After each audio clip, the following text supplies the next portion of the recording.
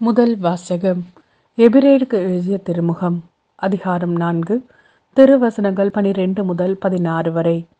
கடவுளுடைய வார்த்தை உயிருள்ளது, ஆற்றல் வாய்ந்தது, இரு பக்கமும் வெட்டக்கூடிய எந்த வாளினும் கூர்மையானது, ஆன்மாவையும் ஆவியையும் பிரிக்கும் அளவுக்கு குத்தி ஊடுருவுகிறது, எலும்பு மூட்டையும் மச்சையையும் அவ்வாறே ஊடுருவுகிறது, உள்ளத்தின் சிந்தனைகளையும் நோக்கங்களையும் சீர்தூக்கி பார்க்கிறது.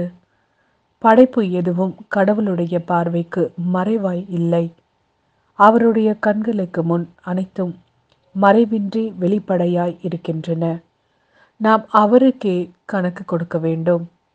எனவே வானங்களை கடந்து சென்ற இறைமகனாகிய இயேசுவை நாம் தனிப்பெரும் தலைமை குருவாக கொண்டுள்ளதால் நாம் அறிக்கையிடுவதை விடாது பற்றி கொள்வோமாக. ஏனெனில் நம் தலைமை குரு நம்முடைய வலுவின்மையை கண்டு இரக்கம் காட்ட இயலாதவர் அல்ல. மாறாக எல்லா வகையிலும் நம்மை போல சோதிக்கப்பட்டவர், எனினும் பாவம் செய்யாதவர்.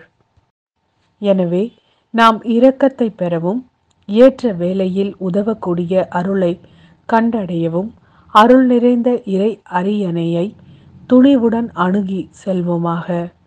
இது ஆண்டவரின் அருள்வாக்கு. இறைவா, உமக்கு நன்றி. மாற்கு எழுதிய நற்செய்தி அதிகாரம் 2 திருவசனங்கள் 13 முதல் 17 வரை. இயேசு மீண்டும் கடலோரம் சென்றார். மக்கள் கூட்டத்தினர் எல்லோரும் அவரிடம் வரவே அவர் அவர்களுக்கு கற்பித்தார். பின்பு அங்கிருந்து அவர் சென்றபோது அல்பேயுவின் மகன் லேவி சுங்கச்சாவடியில் அமர்ந்திருந்ததை கண்டார்.